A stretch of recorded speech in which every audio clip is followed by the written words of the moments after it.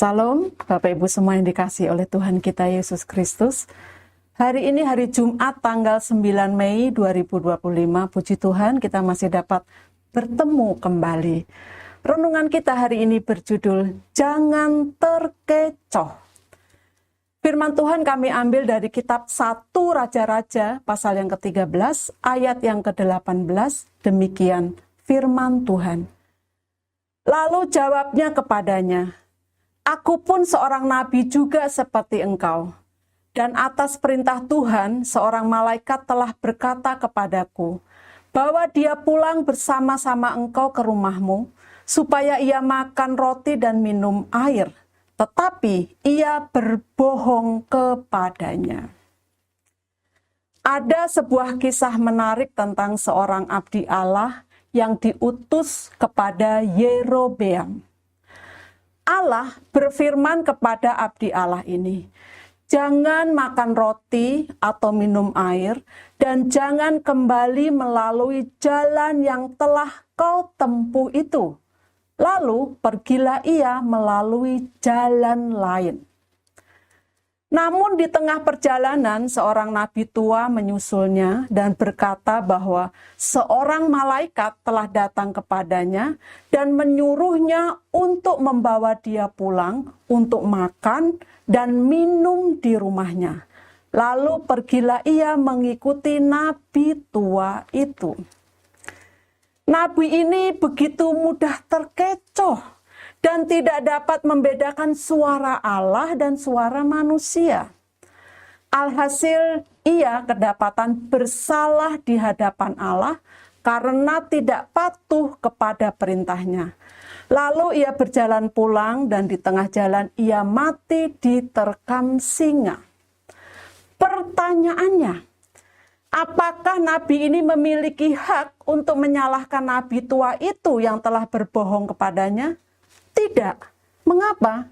Karena firman Tuhan mencatat juga kisah penipuan yang pertama, yaitu ketika manusia pertama juga terkecoh antara suara Tuhan yang berkata, "Jangan makan nanti kamu mati," dan suara ular tua yang berkata, "Makan nanti kamu akan menjadi bijak seperti Allah." Lalu Hawa membela diri dan berkata bahwa ular itulah yang telah membohonginya. Kemudian Adam juga berkata bahwa Hawalah yang menyuruhnya. Lalu apakah Allah mengerti akan kondisi mereka yang tertipu? Tidak, karena mereka masing-masing bertanggung jawab penuh atas firman yang telah diberikan kepada mereka. Jadi, ketidaktajaman telinga rohani kita untuk membedakan antara suara Allah dan suara manusia bisa berakibat fatal dalam kehidupan kita. Jalan yang ditempuh oleh nabi yang tidak bisa membedakan suara Allah dan suara manusia itu berujung kepada kematiannya. Demikian pula dengan manusia pertama yang terkecoh dan akhirnya harus meninggalkan keindahan dan kenyamanan hidup di Taman Eden. Di sini kita belajar betapa pentingnya memahami dengan seksama akan segala perintah dan firman-Nya bagi kehidupan kita agar tidak terkecoh. Ingatlah, karena iblis pun dapat menyamar sebagai malaikat terang. Jadi, kita harus waspada terhadap nabi-nabi palsu yang menyamar sebagai domba. Kita dituntut untuk memiliki kapasitas yang mampu untuk membedakan suara Allah, suara manusia, atau suara iblis. Itulah sebabnya Mazmur 119 ayat yang ke-104 menjelaskan, "Aku beroleh pengertian dari titah-titahmu. Itulah sebabnya aku benci segala jalan dusta." Pengertian yang jelas akan firman-Nya membuat kita dapat membedakan jalan kebenaran dan jalan dusta.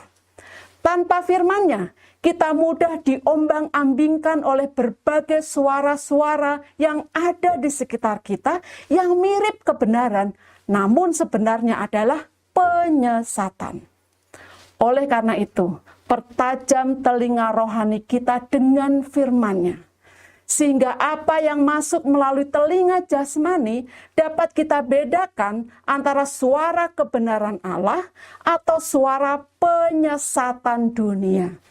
Jangan terkecoh. Kata-kata bijak. Kebenaran sejati hanya dapat kita peroleh dari firman Tuhan yang tertulis di dalam Alkitab. Bapak Ibu, mari tutup renungan kita hari ini dengan berdoa. Bapa di sorga, tolong hamba-Mu ini agar tidak mudah terkecoh oleh penyesatan si iblis, maupun tipu daya manusia. Dalam nama Tuhan Yesus, aku berdoa dan bersyukur. Amin. Puji Tuhan, kami mengucapkan selamat beraktivitas. Tuhan Yesus memberkati kita semua. Amin.